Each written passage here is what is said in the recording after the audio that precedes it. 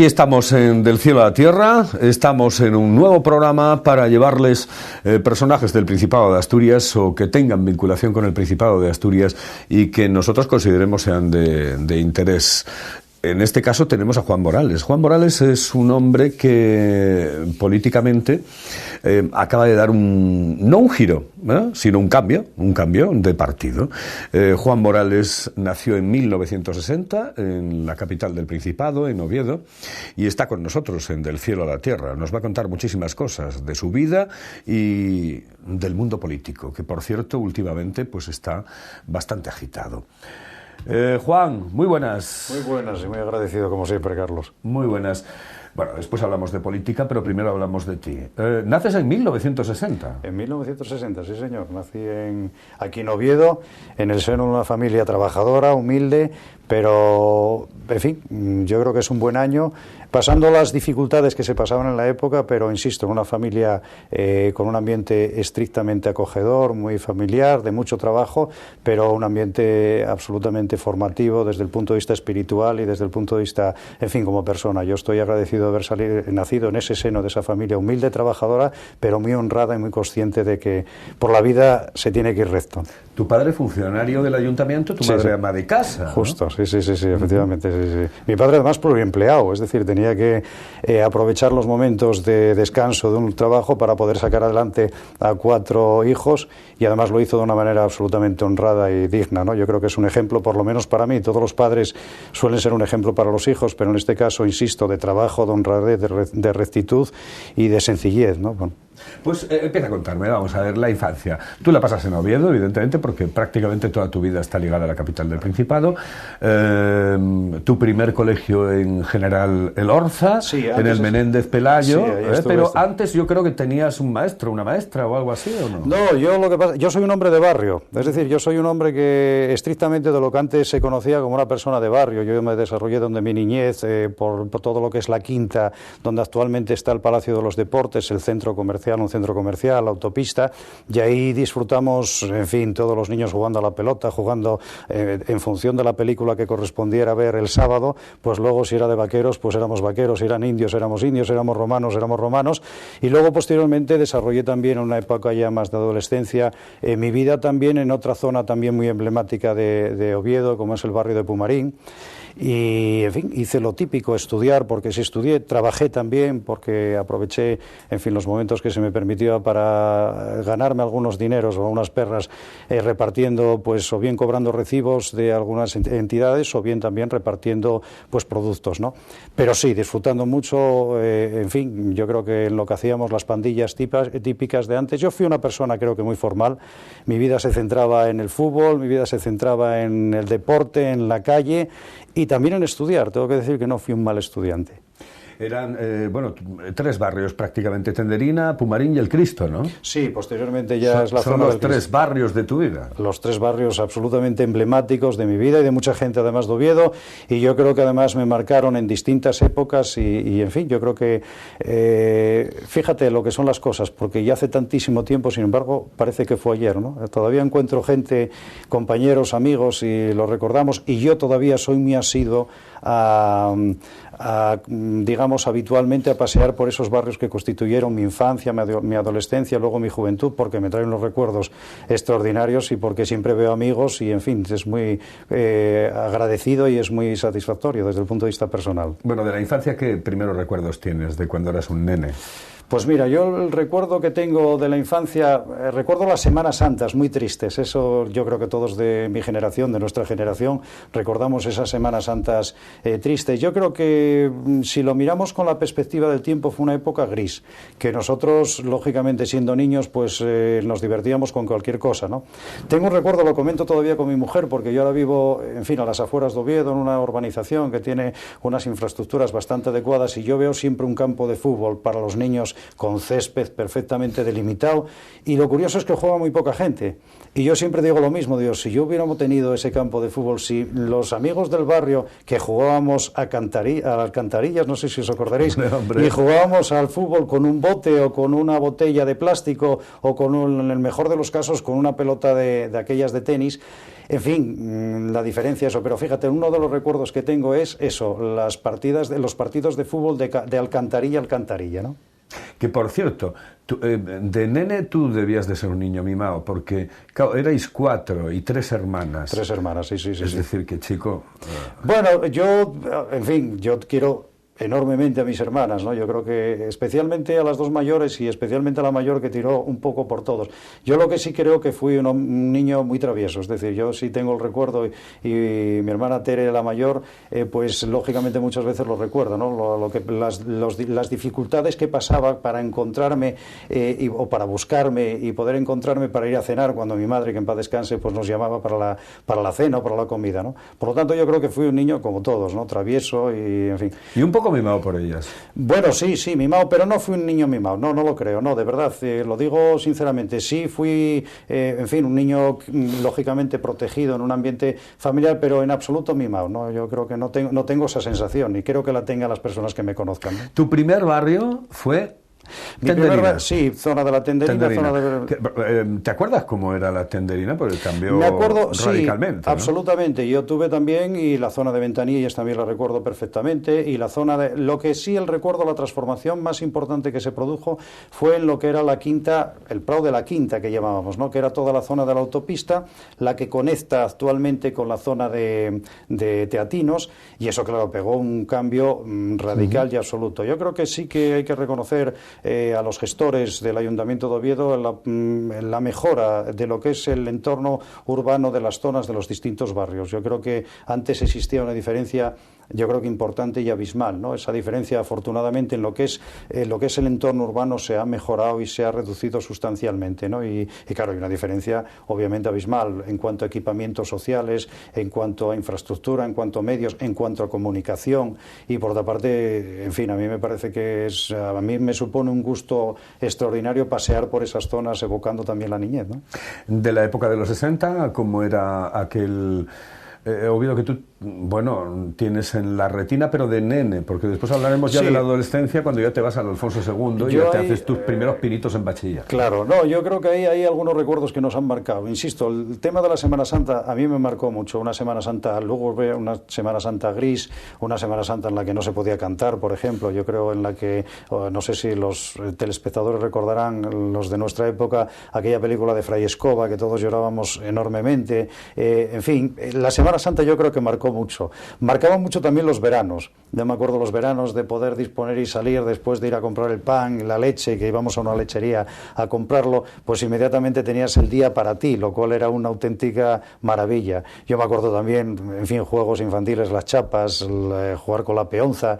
Bueno, esos recuerdos son extraordinarios. Y lógicamente también los Reyes, ¿no? La ilusión de los Reyes. Yo me acuerdo 3 regalos que para mí fueron enormemente significativos. Un fuerte de los indios y de los vaqueros de madera que me regalaron, que me hizo una ilusión extraordinaria, que luego, en fin, yo pensé que era de los Reyes y no, era del Ayuntamiento, que a todos los hijos de funcionarios pues hacía todos el día de Reyes, hacía el regalo correspondiente.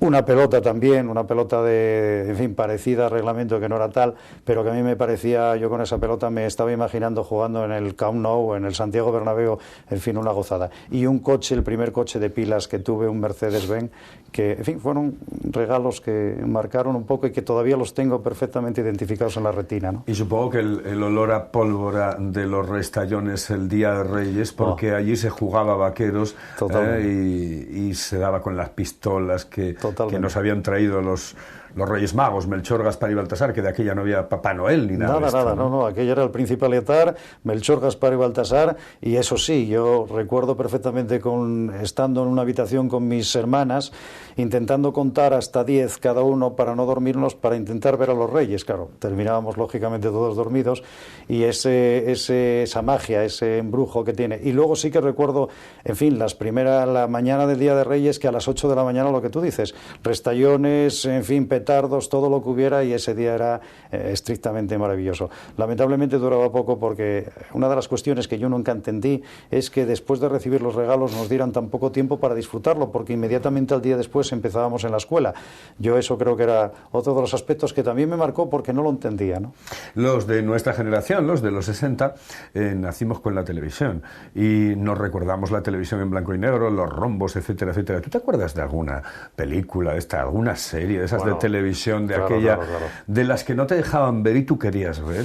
Bueno, yo que recuerdo muchas, lo que pasa no te las voy a decir, sí, pero muchas, yo, mira, yo por ejemplo, bueno, recuerdo claramente Bonanza, El Virginiano, en fin, Los Invasores, El Santo, todas esas películas que, las series que marcaron. Viaje al fondo del mar, Los Agentes de Cipoll, totalmente, toda aquella que era una maravilla, una Embrujada, ¿os acordáis de Embrujada? Y yo me acuerdo también la sesión de tarde de los sábados, en la que salíamos después de comer, jugábamos al fútbol, etcétera. Cuando llegaba la película, todos invariablemente y de una manera disciplinada, o bien nos reuníamos en casa del que tuviera televisión, o bien cada uno en la que pudiera, pero íbamos a ver la película. Y otro dato que era sorprendente, que seguramente te pasó a ti y nos pasó, era que inmediatamente después de la película, en función de la temática de la película, pues salías lógicamente disfrazado al uso. Si era de vaqueros, pues con las cartucheras, con las pistolas, con el sombrero. Si era de romanos, tú tenías tu espada, o te la agenciabas de cualquier manera, ¿no? Y recuerdo también los aros. ¿Tú te acuerdas del aro, ese de metal, y hacerlo tal? Y en fin, son recuerdos, en fin, agradables, pero ya ha pasado demasiado tiempo, ¿no? Tú eres un tipo futbolero, ¿eh? Sí. Cuéntame, de nene jugabas al fútbol. Sí. Y tenías tus equipos y tienes tus equipos. Sí. Yo sé uno de ellos a nivel nacional. Bueno, lo siento mucho, pero es del Barcelona, ¿no? Claro. No, yo creo que alguna cosa buena tengo que tener, Carlos. Y ser del Barcelona, yo creo que... yo jugué al fútbol, fui un muy mal jugador de fútbol, pero sí tuve siempre mucho tesón. De hecho, seguí practicándolo ya de mayor y tengo una técnica paupérrima, pero los que juegan conmigo saben que lo doy todo en la cancha y, en fin, que me vierto totalmente. Y de niño igual, de niño era un jugador bastante malo, pero sí tenaz y, en fin, no cesaba. ¿Llegaste a jugar al fútbol? Jugué en el Grujuan una época, yo creo que fue en infantiles, pero, en fin, di muy poco de sí porque no tenía capacidad para ello. Y sí, me gusta el fútbol. Me gustó más el fútbol de lo que me gusta. Es decir, yo fui un apasionado del Real Oviedo, un seguidor, socio. Yo no sé dónde están las acciones, pero me consta que compré acciones del Real Oviedo cuando la conversión del club en sociedad. Y sí, siempre fui seguidor del Oviedo. En su momento era un oviedista absoluto y total. Ahora sí que reconozco que he abandonado un poco lo que es la presencia en los campos de fútbol. Sigo al Oviedo como sigo al Sporting. Y a nivel ya, digamos, un poco por encima, pues sí, yo soy del Barcelona. Y soy del Barcelona, me vas a permitir, Carlos, y sé que esto a lo mejor no te va a gustar, porque dejando al margen al presidente, que es una persona, en fin, yo creo que es absolutamente excepcional. Mejor que excepcional no, es una excepción dentro de lo que es la política de fútbol del club, dejando al presidente con el que no comparto prácticamente nada. Sí me gusta el estilo de juego del Barcelona, sí me gustan los valores que trata de trasladar, la entrega, el trabajo, la modestia, la sencillez. Sinceramente, y esto enlaza un poco con mi vida juvenil e infantil, a mí nunca me gustaron ni los pendientes ni los tatuajes. Respeto absolutamente a quien lo lleve, pero y eso lo traslado al fútbol. Me gusta jugadores como Iniesta, que es un hombre que te produce una empatía por la sencillez, por la humildad. Me gusta jugadores como Xavi, me gusta jugadores como Puyol, que lo dan todo sin necesidad de estridencias. En fin, yo creo que es un estilo. Me gusta muchísimo Messi por un hombre sencillo, humilde, trabajador, estilista, no trata de hacer trampas, o por lo menos es una excepción dentro de ese proceso. Y por contra hay otros futbolistas que parece que están también ahora en el Olimpo, y a mí particularmente no me gusta ni el proceder, ni la estética, ni el comportamiento. Por eso me gustan más unos que otros. Pero en cualquier caso, en este momento tú eres oviedista absolutamente hasta la médula, pero es como los católicos que dicen, soy católico pero no practicante, ¿no? Bueno, gracias a la televisión sí le sigo al Real Oviedo, es decir, tengo un seguimiento importante del Real Oviedo. Todas las semanas sigo al Oviedo y además me congratula mucho, en fin, la marcha deportiva en el plano del terreno de juego que está llevando el Real Oviedo. También te tengo que decir una cosa, y lo digo de corazón. Soy una persona que soy más del Oviedo que del Sporting, porque nací aquí, pero también me alegro muchísimo de los triunfos del Sporting.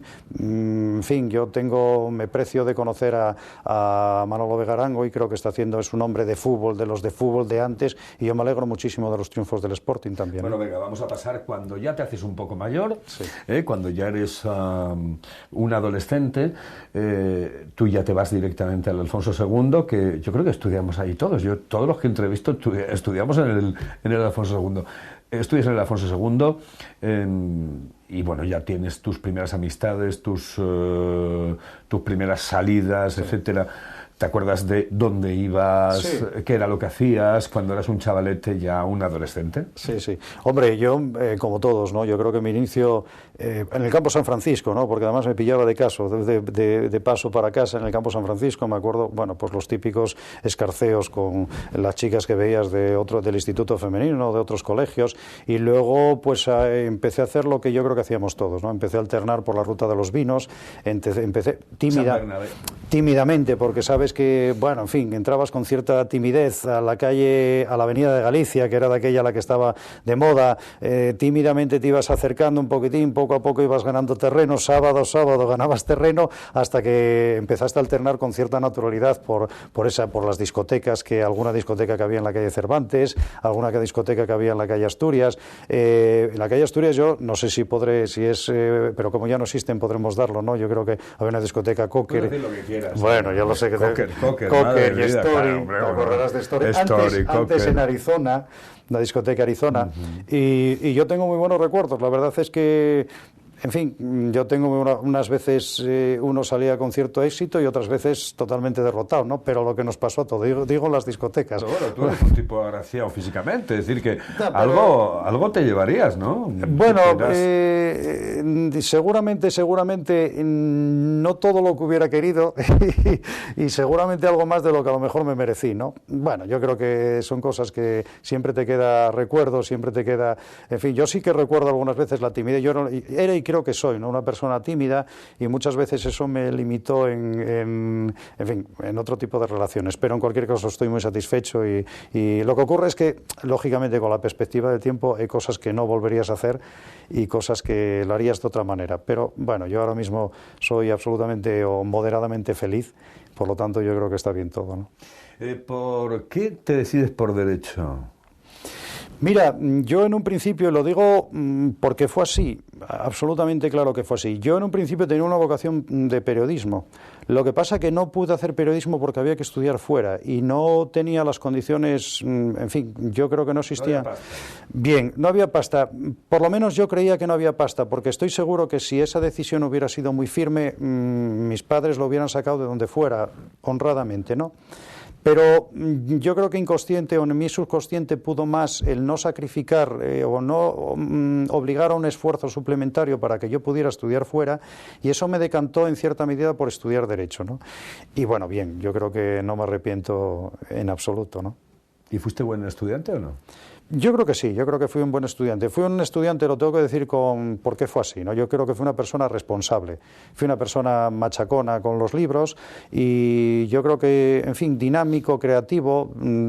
Yo lo digo con mucha modestia, pero fui un estudiante moderadamente bueno, en el sentido, las notas no es que fueran excepcionalmente buenas, eran generalmente, vamos a cifrarlas en notable, pero sí fui una persona, un estudiante yo creo que bastante recto, bastante regular en el estudio, sobre todo con mucha conciencia de que tenía que estudiar. Mira, y esto es absolutamente cierto como todo lo que te digo. Yo creo que estudié también por la conciencia de que no podía repetir. Yo tenía interiorizado el hecho de que si yo fallaba en los estudios era una carga. El repetir curso, el tener que tal, por ejemplo, cuando en las carreras repetías, ibas con ellas, era mayor el coste de la matrícula, ¿no? Y eso a mí yo lo interioricé de tal manera que me obligó, es decir, yo por eso creo que fui una persona bastante recta y bastante ordenada en ese aspecto, porque me responsabilicé mucho de la obligación que tenía, ¿no? Tú tuviste compañeros en la facultad que ahora, bueno, pues son gente de la vida pública, ¿no? Sí, sí, bueno, tengo compañeros, además, gente que está en la judicatura, un compañero que además fue modélico como compañero y además académicamente, y yo creo que en fin, no se va a enfadar porque cita Alberto Arce, que fue una persona como persona extraordinario, como compañero magnífico y además con una cabeza totalmente privilegiada, personas que están, hombres y mujeres que están actualmente también en la magistratura, gente que está también en el Tribunal Constitucional en la actualidad, hombres de la empresa, en fin, hombrecito Alberto Arce porque, digamos, como está vinculado a la Junta Letrado Mayor, pues quizás es el más conocido, pero yo creo que, como él, muchos, y yo creo que fue una promoción muy, muy, muy interesante, ¿no? Notarios también hay varios, en fin. A ti te coge la muerte de Franco con 16 años, 15, 16 años. Sí, 17, ¿no? Franco murió en el 70. Si naciste en el 60, no, perdón, 70. Sí, 15 años, no, 15. Estaba confundiendo. Sí, perfectamente, sí, me coge con 15 años. 20 de noviembre del 75. Efectivamente, sí. Fecha que no se puede olvidar. Bueno, ¿cómo vives aquellos momentos? Pues mira, primero yo no tenía conciencia de la situación, de lo de la realidad política. Yo creo que vivíamos en una época en ese aspecto muy gris y por tanto yo creo que estábamos eclipsados, había muy poca cultura política, aunque yo, además de estudiar Derecho, además de estudiar en Alfonso II, compaginé todo eso con estudiando artes y oficios. Yo cuando estaba estudiando en la escuela, en el Menéndez Pelayo, con 14 años, me matriculé en la Escuela de Artes y Oficios que estaba en la calle del Rosal, donde está actualmente, yo creo que ahora está la Consejería de Educación, tiene algún departamento ahí. Bueno, pues allí se vivió un ambiente que para mí fue totalmente rompedor, porque se veía mucho ambiente de la bohemia vinculado a la pintura, mucho ambiente de la progresía intelectual, incluso político, y yo me acuerdo que con 14 años en una clase me parece que era de historia del arte, entraron los grises, los grises buscando a uno de las personas que estaba, y a mí aquello me impactó, porque ni lo entendía ni lo comprendía, pero sí me produjo una determinada inquietud, ¿no? Bueno, eso fue a los 14 años, posteriormente, insisto, es cuando la muerte de Franco, y yo tengo el recuerdo de la muerte de Franco. Primero, era un día muy frío, sí que me acuerdo que era un día muy frío, porque además, como no había clase, nos lanzamos a la calle inmediatamente, y luego sí que recuerdo haber encontrado unos pasquines, en fin, unas papeletas en el suelo, diciendo que ya se había muerto el dictador, etcétera, etcétera. Yo aquello no lo entendía del todo, pero sabía que algo se estaba produciendo, ¿no? Yo creo que, en fin, yo creo que fue un cambio importante. Luego, fue un cambio muy de vivir en una cierta tranquilidad, de vivir en una cierta normalidad en el que no había ningún aspecto de sobresalto en la calle. Pasamos a vivir la época de la transición, que yo creo que fue absolutamente constructiva y por otra parte muy, muy importante desde el punto de vista de nuestra formación, donde la política lo era todo. Yo creo que compartirás conmigo que los años que vinieron después todo era política, absolutamente todo era política, los ambientes, los amigos, las cafeterías, todo era de un lado o de otro, las manifestaciones, es decir, que se vivió con muchísima intensidad, ¿no? O sea, que pasamos de tener la política en un plano absolutamente desconocido a vivir la política, y ese marcó lógicamente la muerte de Franco, pero fue como la necesidad de explotar, y los años posteriores convendrás conmigo que fueron años absolutamente intensos, donde todo estaba politizado. Bueno, pues vamos a dejarlo ahí porque nos vamos al descanso y en un instante volvemos para seguir hablando aquí en Del Cielo a la Tierra con Juan Morales de muchísimas cosas, porque ahora entramos ya en otro tipo de materia, aunque hablaremos evidentemente antes de comenzar con la política de aquel Oviedo, evidentemente de los años 70. Señoras, señores, volvemos en un instante con Juan Morales en Del Cielo a la Tierra.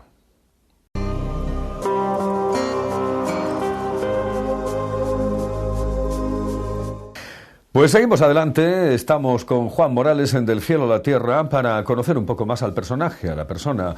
Ya saben ustedes que este programa intenta llevarles a aquellas personas que tienen vinculación con el Principado de Asturias o que son o han nacido en el Principado de Asturias. Juan, estamos hablando de los años 70, de la muerte de Franco, de ese cambio absolutamente radical que ocurre en el año 75. ¿Ese cambio lo notas también políticamente? Es decir, ¿es cuando empiezas a darle vueltas a la cabeza o no? Sí.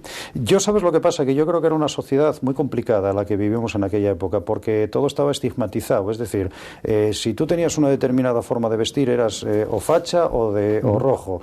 Pero además no había términos medios. Y para algunos, porque opinaras o fueras crítico, si resulta que los que pensaban uno, tú lo criticabas porque no era rojo, pero te ibas con los rojos y porque pensabas que tampoco solo eras facha, era una situación de un extremo absolutamente total. Yo creo que era producto de haber roto de una situación, lo que hablábamos, en una ruptura total, de no tener nada, a la explosión absoluta y valía todo, ¿no? Yo creo que eso, lo que pasa es que ahí sí te vas formando. Yo creo que la formación política te lo va dando en los años, la madurez, la experiencia, porque vas reposando en ese ímpetu y esa fuerza y esas ganas que tienes de cambiar todo. Piensas en esa época que la línea recta es la más corta para llegar a los sitios y te das cuenta con el paso de los años de que no es todo, la línea recta a veces no es la más corta, a veces tienes que negociar, a veces tienes que comprender también a la otra persona, ponerte en su lugar, establecer una especie de empatía, y esa es la manera de avanzar consensuando, no avanzar a la trágala, ¿no? Yo creo que aquella época era una época de avanzar a la traga, unos por un lado, otros por otro, y sin embargo por ahí iba la sociedad. Y en aquella época, a pesar de darse la sociedad, sí que los políticos mostraron una altura de miras importantes. Cuando se pactó la transición, cuando se hicieron los pactos de la Moncloa, que fueron, yo creo que un ejemplo, cuando surgió un partido, en aquel momento UCD, que fue, yo creo que un ejemplo en un primer momento de lo que debe ser el consenso y llevar a cabo las cosas para una adecuada marcha democrática. Bien, aquello que era una especie de un totum revolutum por una parte de la calle totalmente convulsa, sin embargo los políticos fueron capaces desde una madurez de, en fin, establecer la arquitectura de este edificio. Lamentablemente ahora que la situación debe ir a mejor, sin embargo, vemos que por arriba será todo lo contrario. La sociedad está calmada y los de arriba es imposible que se pongan de acuerdo para hacer cosas en favor de la sociedad, ¿no? Absolutamente cierto, porque es que yo creo que los políticos de aquella están a una altura impresionante. Felipe González, Santiago Carrillo, Tierno Galván, Adolfo Suárez, evidentemente Adolfo Suárez, Manuel Fraga. Es decir, había unos políticos que llegaron a acuerdos. Me acuerdo los pactos de la Moncloa con Fuentes Quintana, por ejemplo, que realmente ahora parecen impensables, ¿no? Es decir, total, que realmente son... Pero fíjate, Carlos, permíteme que te diga, fíjate el contrasentido. Era una época en la calle había una convulsión total y absoluta, es decir, la calle era un hervidero de unos por un lado, otros por otro. Sin embargo, por arriba sí fueron capaces de establecer esos acuerdos políticos, había una gran madurez política. Bueno, pues al día de hoy, cuando la calle presenta una madurez, un saber estar, una tranquilidad, sin embargo, los que tienen que responder y tirar del carro son los que están mostrándose absolutamente convulsos y totalmente iracundos, faltos totalmente de ningún tipo de anteponer el interés de los ciudadanos al partidista. Ese contrasentido es una cuestión absolutamente curiosa y eso es lo que produce actualmente el hartazgo de la sociedad. Los políticos no están a la altura de la sociedad. Lo mismo que en aquel momento los políticos estaban por encima de la sociedad, bajo mi modesto punto de vista, ahora es radicalmente diferente. La sociedad está en una altura absoluta y los políticos que nos dirigen de uno y otro signo están a un nivel paupérrimo, ¿no? Esa es la cuestión. ¿Primer contacto con la política cuándo? Pues lo tuve con UCD. Yo colaboré en la campaña de UCD cuando Matías Rodríguez Inciarte se presenta como candidato a la UCD por el Principado de Asturias. Ahí tuve la primera participación como colaboración, exclusivamente como colaboración. Lo que pasa que sí había una vinculación, digamos, desde el punto de vista de estar de acuerdo con los planteamientos de la UCD en aquel momento.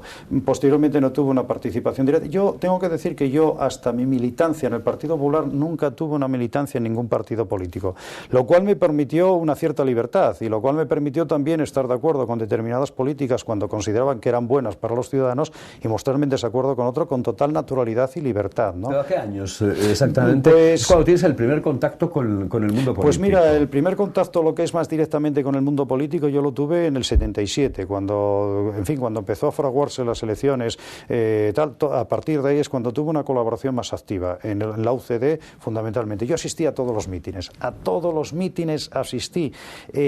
Cuando vino la Pasionaria al Palacio de los Deportes, cuando Felipe González vino al estadio, al Carlos Tartier, es decir, a todos los mítines, Tierno Galván, Fraga, todos los mítines, desde luego UCD, evidentemente, pero yo era un animal político y yo en esa época, las tardes de los sábados, las tardes, los viernes, desde luego, los destinaba a ver La Clave, que me apasionaba el programa de La Clave. Pero eso sí, yo los sábados, cuando había cualquier mitin, intervención, reunión, conferencia, que de aquella había muchísimo, porque siempre ahí asistía, fuera el lugar de Asturias que fuera. Yo era un animal político como observador y como en ese aspecto siempre me apasionó desde aquella época, ¿no? Observador, porque te acordabas que, bueno, cuando yo estaba de secretario general de la Joven Guardia Roja, que era un partido de la extrema izquierda absoluto en el Principado de Asturias, ¿Recuerdas aquella época? Tú eras, ¿no?, una autoridad, además. Tú eras, bueno, una persona. Yo me acuerdo de la extrema izquierda, sí, izquierda. Pero yo me acuerdo ver a Carlos por el Alfonso II, el Guardia de las y yo tenerte perfectamente identificado como una persona de fuerte militancia. Sí, además es que, en fin, tú tienes algún pariente que era también compañero de clase y por lo tanto tenía una vinculación. Pero sí, yo te conocía perfectamente. Tú eras de aquello un hombre más público en lo político que ahora. Desgraciadamente, porque por eso llevábamos algún que otro palo, pero bueno. Pero te decía que esa primera militancia que tienes, ese primer contacto con la política, te lleva directamente a UCD, a tener contactos con sí. UCD, ¿no? De UCD te vas al Partido Popular. Ahí es cuando realmente... Hay un interín de tiempo que... Sí, pero que ¿en el que no haces nada o...? No, en el que tengo la vida profesional, es decir, entro a trabajar en la Administración del Principado de Asturias y desarrollo mi trabajo en la Administración del Principado de Asturias y ahí a partir de ahí no tuve ninguna vinculación, ya estaban las cosas muy normalizadas, el Partido Socialista gobernaba en Asturias, gobernaba en Madrid, hombre, tenías las críticas lógicas a determinadas políticas, pero sin tener una militancia activa en ningún partido. Yo creo que en ese aspecto fui muy pragmático y fui muy independiente. Cuando se hace una cosa bien, pues con la misma naturalidad apoyo lo que creo que está bien. Y cuando una medida me parece mal, con la misma naturalidad digo que está mal, al margen de quien fuera. Y en aquel momento, obviamente, era la forma de proceder, ¿no? Bueno, como el tiempo se nos va, es decir, y yo no quiero que se nos vaya sin que me cuentes exactamente qué es lo que haces ahora, vamos a ir pasando en el tiempo ya como muy radicalmente. Estás en el Partido Popular, te vas del Partido Popular, ¿por qué coño te vas del Partido Popular? Dímelo. Pues mira, es una decisión personal. Yo el Partido Popular, cuando decido militar en el Partido Popular, lo hice con absoluta consciencia. Era un partido que era la primera legislatura, que a mí me parecía un partido muy centrado, un partido donde el consenso brillaba en cuanto a la toma de decisiones intra y extra partido, pero sin embargo observo en la segunda legislatura y luego cuando ya más directamente entro en la política activa que eso no es así, bajo mi punto de vista. Con todo el respeto lo digo, creo que se tergiversan lo que es los principios, la democracia interna no se lleva a cabo, lo que se lleva es una política de persecución, no una política de integración, lo que se establecen son mecanismos totalmente oscuros para mantener una situación y un status quo. Yo creo que se busca el mantenimiento del trabajo como político más que el intentar ganar elecciones. A partir de ahí se produce un distanciamiento. Yo respeto los cauces internos del partido, intento que eso cambie, por circunstancias que no vienen al caso, no cambian. Espero un tiempo prudencial para ver si se reconsidera la situación y podemos entre todos mejorar la situación. Como eso no solamente no mejora, sino que encima se intensifica la labor de persecución, en fin, consideré que con la misma naturalidad que entré, con la misma naturalidad tengo que salir cuando ya ese partido no responde. ¿Pero sales 5 minutos antes de que te echen? No, en absoluto, para nada. Yo tengo que decir, a mí ni me echaron porque tampoco di razones y tampoco, lógicamente, sería... Yo, una vez que estoy en un partido, tengo que respetar los cauces que existen en ese partido. Si ese partido quiero que cambien, intento hacerlo dentro de los cauces del partido. Si aún así no puedes, lo normal es, lo que yo hice, esperar que la cosa cambiara. Si la cosa no cambia y ves que además no cambia porque es imposible que cambie, porque quien está dirigiendo eso tiene un interés claro y manifiesto de que eso no cambie, pues a partir de ahí lo único que me cabe es, o en fin, como vulgarmente se dice, armar la merimorena, y creo que no es ni mi estilo, ni es lo que los militantes de base, por respeto a ellos, se merecen. Yo lo que decido es, con la misma naturalidad, dejo de estar ahí porque ya no es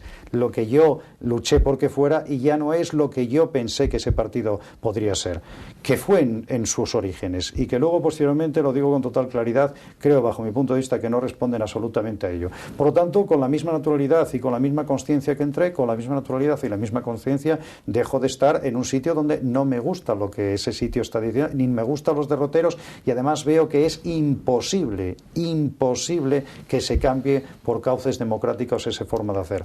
Cuando no estás a gusto en un sitio, lo más natural, lo mejor para todos es dejar ese sitio. ¿Ves quizá que hay un caudillaje por parte del alcalde de la ciudad de Oviedo, Gabino de Lorenzo, en absolutamente todo el partido? Es decir, bueno, que es el que controla... Yo lo que sí tengo muy claro es que si el alcalde de Oviedo quisiera cambiar las cosas, se podrían cambiar. Si no cambian es porque entre ellos, pues el alcalde de Oviedo es que le interesa que las cosas no cambien. Pero así de claro, es decir, no se puede hacer engañar a nadie. Si las cosas, el alcalde de Oviedo tiene una prepotencia indiscutible dentro del Partido Popular. Por lo tanto, eso está claro. Si el Partido Popular es lo que es porque le interesa sea quien sea, entre ellos el alcalde de Oviedo, que sea lo que es. Y si no se cambia es porque no le interesa que cambie. Esto es así. Todo lo demás son, permítame la expresión y hablando claramente, son absolutas milongas, ¿no? Pero, en fin, eso ya es problema del Partido Popular y de sus militantes. Y te vas a ideas, ¿qué es lo que realmente en este momento bueno, interesa y me interesa a mí, ¿no? Que cuentes. Montáis ideas, y digo montáis, no lo digo ni entre comillas ni nada, sí, se monta ideas. Es decir, bueno, no es exactamente así. Vamos a ver, IDEAS es el acrónimo de Independientes de Asturias. Hay una serie de partidos independientes que ya están formados, y es más, y tienen representación institucional. El alcalde de Corbera se gobierna en Grau, se tiene representación institucional en Avilés, se tiene también en Siero, se tiene en Teberga, se tiene también en Cangas de Narcea. Es decir, hay una serie de partidos independientes que deciden que es necesario dar un paso a la representación institucional en el Principado de Asturias. Y me vienen a buscar. Esto es así, una cuestión que a mí me honra y que además estoy totalmente satisfecho porque, en fin, yo creo que hemos hecho un partido totalmente unido, un partido integrado, un partido donde la lealtad es el principio que rige y un partido donde la democracia en la toma de decisiones yo creo que es el elemento fundamental y común de actuación. Por lo tanto, estoy totalmente satisfecho. Me vienen a buscar, establecemos un proceso de contactos, muchas reuniones, muchas conversaciones, muchos acuerdos, muchas discusiones en el mejor sentido de la palabra y acordamos un método, un procedimiento, un cauce. Y acordamos algo también más importante, el fondo, es decir, lo que es los elementos programáticos del partido. Y yo estoy totalmente satisfecho y a partir de ahí formamos un equipo. Yo creo que utilizando el símil automovilístico, yo creo que estamos colocados en la parrilla de salida, tenemos un coche que es IDEAS, tenemos un buen equipo que somos todos sus componentes. Modestamente hay un conductor que es el único que hay hoy por hoy en el panorama político asturiano decidido para las elecciones, que con toda modestia soy yo, y tenemos un programa que quiere estar muy cercano a los ciudadanos, hablar a esas personas que están hartas de los partidos políticos tradicionales porque les han abandonado, ser un partido de los autónomos, ser el partido de la educación, ser el partido de las mujeres y los hombres del campo, de la juventud, ser el partido de los mayores, ser el partido que apueste decididamente por el empleo, porque fíjate, hay una cuestión que los ciudadanos se tienen que dar cuenta y es realmente asustante y es realmente preocupante. Ahora debería estar en este panorama y ante esta situación debería estar ya decidido quiénes son los candidatos de cada partido a la próxima presidencia del Principado de Asturias. Lamentablemente ningún partido salvo IDEAS tiene candidato y no lo tiene porque no lo puede tener, porque tienen antes que resolver sus cuitas y sus luchas y sus navajeos internos, como estamos viendo lamentablemente en la prensa, y hoy tendríamos que estar entre todos negociando o estableciendo medidas para salvar la situación de los desempleados. Es que hay más de 80.000 personas en Asturias en paro, es que aumenta cada vez el número de hogares que no tienen ningún miembro en edad de trabajar trabajando, y eso es lo que tiene que dedicar la atención y el esfuerzo de todos, no las luchas internas, no si viene fulanito, menganito, una corriente, la otra. Eso es lamentable, y mientras tanto los parados, ¿quién se acuerda de los parados? Bien, yo creo que este panorama es el que tiene que cambiar radicalmente. Tiene que ser un partido que vea los problemas de los ciudadanos como problemas propios. Nosotros utilizamos un eslogan que dice algo así, que somos diferentes porque somos como tú, somos personas de a pie, que trabajamos, que sufrimos, que vemos las penurias y que por tanto estamos cansados de lo que hay, estamos hartos. Y así lo muestran los ciudadanos en la encuesta de CIS, que dice que los partidos políticos no son la solución, son el problema, el tercer problema de este país. Por lo tanto queremos dar respuesta y para eso necesitamos el apoyo de los ciudadanos. Lo que no vale de nada es que los ciudadanos están hartos de los políticos, pero a la hora de votar se abstengan o no vayan. No, porque al final se hacen cómplices de lo que están combatiendo, lo que están criticando. Nosotros pedimos una oportunidad para cambiar esta marcha que es totalmente negativa, y ahí están los parámetros y ahí está la vida diaria de lo que ocurre en este país y en esta región, ¿no?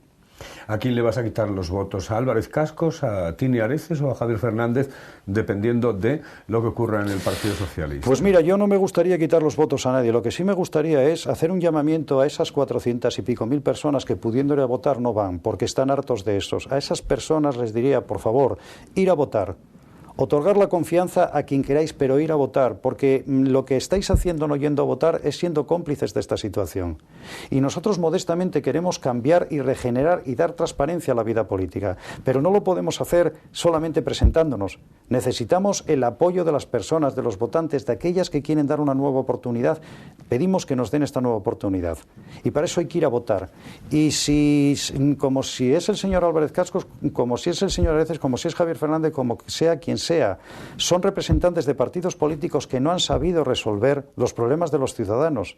Esa es la cuestión. La cuestión es que nos vamos a enfrentar varias fuerzas políticas, unas que ya tienen una trayectoria política absolutamente demostrada, de valores pocos y de defectos, yo creo que muchos, y otros que pedimos una oportunidad, que estamos dejando y realizando un esfuerzo conscientes y voluntariamente, pero dejando al lado lo que es nuestra vida personal para centrarnos en trabajar por los demás.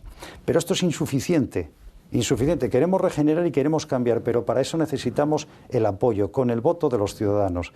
Y entre esos ciudadanos y nuestras políticas podremos cambiar este devenir que tiene esta región, ¿no? Y podemos trabajar por los que interesan, que son esos parados, esas personas que sufren, los que tienen defectos o deficiencias en la sanidad, los que no les llegan los beneficios de las leyes de dependencia, por ejemplo, de bienestar social, los que sufren también las carencias de falta de medios para una educación absolutamente digna y edificante.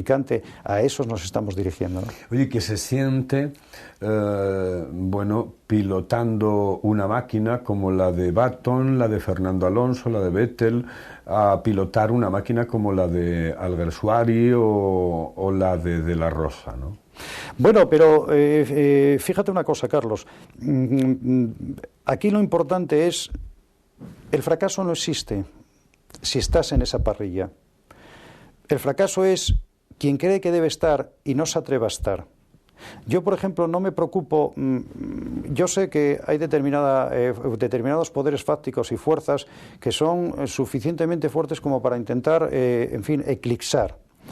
Bien, pero sé perfectamente que hay una fuerza contra la que no pueden combatir, que es contra el sentido común y contra la opinión pública. Por eso yo me dirijo a la opinión pública, a esa que no es manejable, a esa que no es utilizable. Nosotros vamos a tener un déficit y unas deficiencias y, por otra parte, unas dificultades manifiestas. Al lado de esos coches potentísimos, existen coches menos potentes.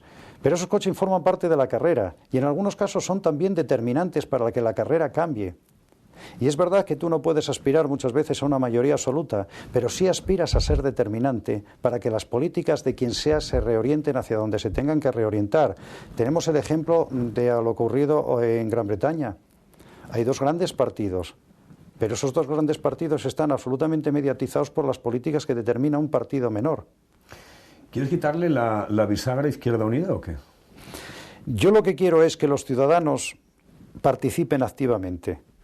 Y que si lo estiman oportuno, si las políticas, las intenciones de regeneración, de transparencia, de hacer prevalecer el interés general sobre el interés partidario o partidista, les interesan, nos otorgan su apoyo. Y con ese apoyo vamos a ser determinantes en la dirección política y en la dirección de la acción de gobierno del Principado de Asturias. Esto significa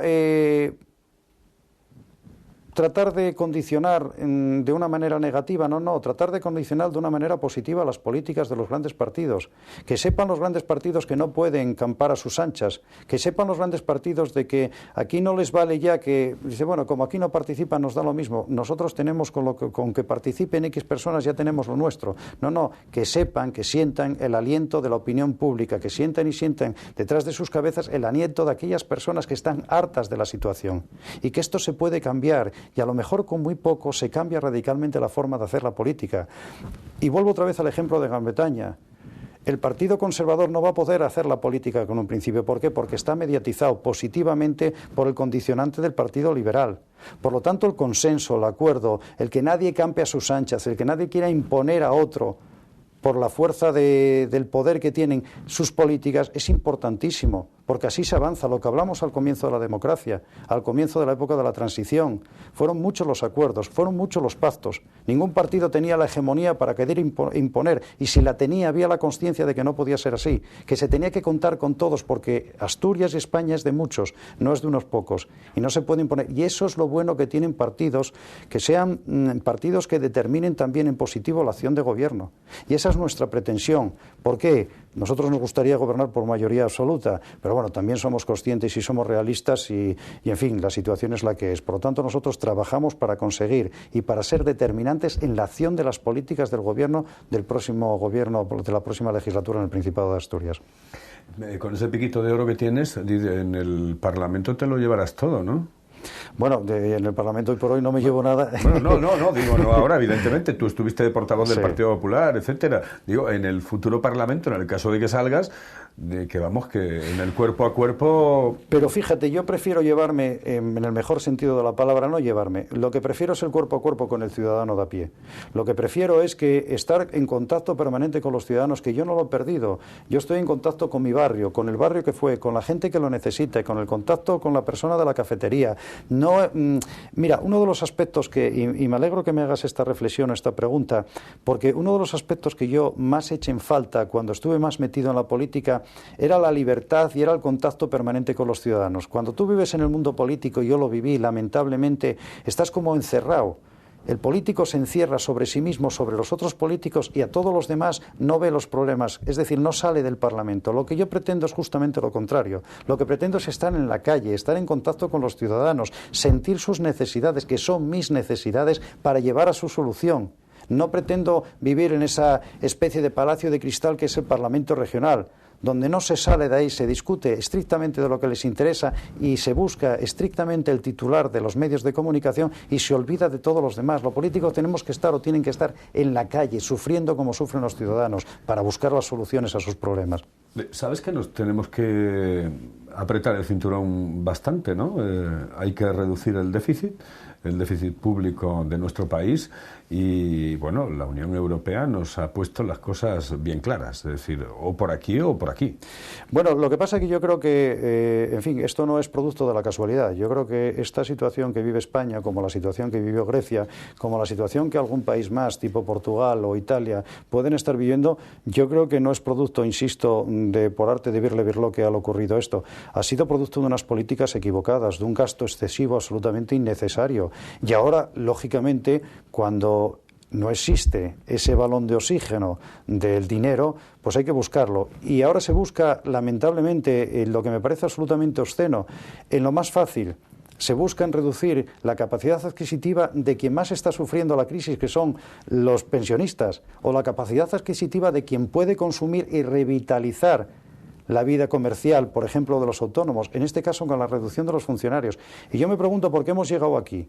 Hemos llegado aquí por un gasto totalmente y un despilfarro absolutamente injustificado. Este es el país que más prejubilaciones totalmente sin sentido tiene. No se puede pensar que determinados colectivos pertenecientes a determinados ámbitos o sectores, por ejemplo el de la banca, se hayan prejubilado. Oiga, si la banca quiere prejubilar a sus trabajadores, que asuma íntegramente el coste. Pero bueno, lo hemos asumido todos. No se puede consentir que indiscriminadamente se repartan ordenadores. Habrá que repartir ordenadores a quien lo necesite, pero hay gente que tiene mucho dinero y no tiene por qué beneficiarse de ordenadores gratuitos. Y lo mismo cabe decir de las ayudas para la compra de vehículos. Habrá gente que hay que dar la ayuda para que compre el vehículo, pero una persona que tenga una gran disponibilidad económica no tenemos los demás por qué ayudarle. Y lo mismo cabe decir con el cheque de bebé. Es decir, hubo políticas, y el señor Zapatero es culpable de una parte importantísima de las mismas, donde fueron políticas de un despropósito total, de nuevos ricos. Se gastó indiscriminadamente y claro, cuando tú gastas indiscriminadamente, el dinero se te esfuma. Y cuando ya no tienes dinero y además no puedes llamar a la puerta de otros para que te lo dan, porque hay una serie de especuladores que están esperando, como las alimañas, esperando la presa para ir a por ella, entonces, claro, lo fácil es lo que ha hecho este gobierno, que me parece, insisto, un despropósito y una obscenidad. Es ir a atacar a los que siempre son los paganos de la situación, a los que menos tienen. En este caso, los pensionistas, que hay pensiones bajísimas. Hay personas que cobran 600 euros de pensión y a eso se les va. Ahora los desmanes de un mal gobierno, las atrocidades en determinados, en fin, sobrecostes de determinadas obras que alguien tendrá que explicar, compras totalmente injustificadas, actuaciones administrativas y políticas que llevan a una ciudad o llevan a una región a una situación de un fondo o un saco sin fondo. Determinadas gestiones de determinados políticos llevan un coste importantísimo para las arcas de las administraciones, digo regional, nacional y local. Y al final, ¿quién paga eso? Esos desmanes los tenemos que pagar los ciudadanos y esto no puede ser. Esto no puede ser. Hay ejemplos, si me permites, paradigmáticos. Alguien tiene que explicar el sobrecoste del Musel. que son 250 millones de euros. Alguien tendría que explicar por qué se va a comprar el Palacio de Justicia, que parece ser, según informaciones, que costó bastante menos a una empresa y se le va ahora a comprar por bastante más. Alguien tiene que explicar por qué se hacen operaciones de expropiación que luego salen totalmente deficitarias desde el punto de vista de las arcas municipales, y ahora tenemos que vender suelo público, tenemos que hacer... ¿Pero te refieres a Villa Magdalena? Me refiero a todo. Mira, me estoy refiriendo a actuaciones que desde los... Te digo en lo último que has dicho. Probablemente, y no conozco exactamente el caso, pero alguien tiene que explicar por qué se da esa situación. Es decir, alguien tiene que explicar por qué la gestión de una determinada administración lleva un coste indudable para los ciudadanos. Eso es lo que se tiene que explicar. Claro, lo fácil es no explicar todas esas situaciones y meter en vereda a los que más dificultades tienen. Pues ahora mismo parece ser los pensionistas, serán los funcionarios, pero mañana serán los trabajadores por cuenta ajena a los que se les subirá algún punto más en la retención. Y al final, ¿quién van a ser los grandes perjudicados de toda esta situación? Los autónomos. Porque si a todo esto unimos que se va a subir el IVA en julio, al final el poder adquisitivo y el poder de consumo que vamos a tener se va a ver notablemente mermados. Y si resulta que se les disminuye la posibilidad de consumo a los pensionistas, se le disminuye la posibilidad de consumo a los funcionarios, se le disminuye la posibilidad de consumo a los trabajadores por cuenta ajena, y además nos viene una subida del IVA, ¿quién va a salir, por ejemplo, a consumir? ¿Quién va a salir a tomar una copa, a tomar una botella de sidra, a cenar, a tomar un café? ¿Quién va a comprar un libro? Claro, cuando tú tienes otras necesidades, todo lo demás lo dejas en segundo lugar. Por tanto, esto es una cadena que van a sufrir no solamente los colectivos que ahora parece que van a sufrir al final los que siempre sufren estas situaciones. Y yo creo que es la situación totalmente injusta. Los poderes públicos, las administraciones, tienen que dar explicación porque tratan de matar, a cañonazos a los más débiles. Oiga, mire usted, explique por qué se ha ido tanto dinero por otros sitios. Porque con ese dinero que se ha ido, seguramente no era necesario estas medidas drásticas que se ponen en marcha. Vamos a ver, ya lo has dicho todo, lo has dicho todo. ¿Qué ves en televisión? ¿Perdón? ¿Qué ves en televisión? ¿Qué veo en televisión? Pues mira... Porque va muy rápido, que nos quedan 2 minutos. Pues mira, fundamentalmente me gustan estos programas donde se dice asturianos, madrileños, andaluces, españoles por el mundo. Me gustan mucho programas de callejeros, me gustan mucho programas vinculados a viaje y programas documentales. Te digo, y lo digo totalmente claro, me niego a ver programas del corazón absolutamente cutres que existen lamentablemente en este país. Creo que es una deformación total, intolerable, bajo mi punto de vista. ¿Lo lees todo? Casi todo. Leo, ojeo cuando voy a revistas, tipo Hola, etcétera, las ojeo y tal, pero suelo leer revista, periódico de prensa, periódico regional, obviamente, los 3, y todos los periódicos locales que tengo, y lógicamente también periódicos vinculados a la economía. ¿Te manejas bien en Internet? Bueno, me manejo, bien no, pero me manejo. El móvil supongo que indispensable. Sí, aunque deberíamos hacer un ejercicio para bajar el consumo del móvil, aunque también reconozco que el móvil, da mucha libertad y mucha seguridad. ¿Un lugar en el que te gusta perderte? Indudablemente Los Oscos y Castropol. Bueno, está mal, ¿no? No, es una auténtica maravilla y, yo creo que a mí me retrotrae a otros momentos, a una situación ciertamente idílica. Yo creo que es una manera de desestresarte, desconectar. Parece que estás en otro mundo. A mí Los Oscos siempre me maravillaron y, desde luego, también Castropol. ¿Convences también en casa como haces habitualmente con los tuyos? Eso es muy difícil. La verdad es que yo tengo 2 hijos maravillosos, pero, me pierde a veces, me pueden muchas veces. Y tengo la suerte de contar, de verdad, lo digo de todo corazón, con una gran mujer y compañera a mi lado, que es mi mujer, con la que tengo totalmente, somos amigos, compañeros, nos divertimos y además tengo una complicidad y un apoyo total.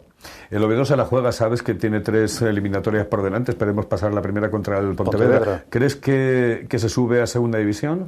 Me gustaría, ciertamente es difícil. El primer equipo es difícil. Yo creo que los equipos gallegos son equipos muy complicados, que están muy trallados en la categoría y tal. Pero bueno, en cualquier caso, lo que sí tiene el Oviedo, algo que no tiene nadie, que es una afición extraordinaria, totalmente ejemplar, y yo creo que con esa afición, a poco que pongan los jugadores lo conseguiremos, ¿no? Dejamos al Oviedo, en el que estamos de acuerdo, en el tema del fin de semana, porque este fin de semana los tuyos juegan contra el Valladolid y los míos juegan contra el Málaga.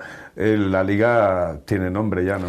Bueno, lo dijo Guti, el 95% para un lado y el 5% para otro. Hombre, yo creo, a ver, si los dos equipos se juegan mucho, pero el Valladolid, bueno, yo creo que no está al nivel de fútbol ni de fuerza para poder afrontar ese partido. Lo lógico, es que el Barcelona gane, porque sería lógico, lo mismo que es lógico que el Madrid gane, que tiene mucha pegada, poco juego creo yo, pero mucha pegada.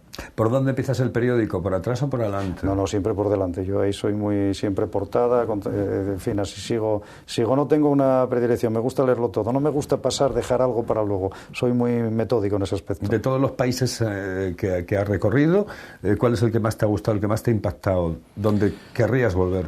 Mira, a mí me gusta mucho Francia. Sé que no tenemos feeling con los franceses, pero me parece un país muy bonito para visitar.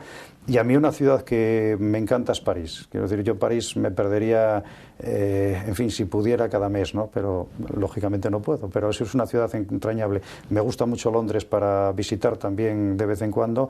Y bueno, yo creo que esas son las dos ciudades, ¿no? 30 segundos y di lo que quieras.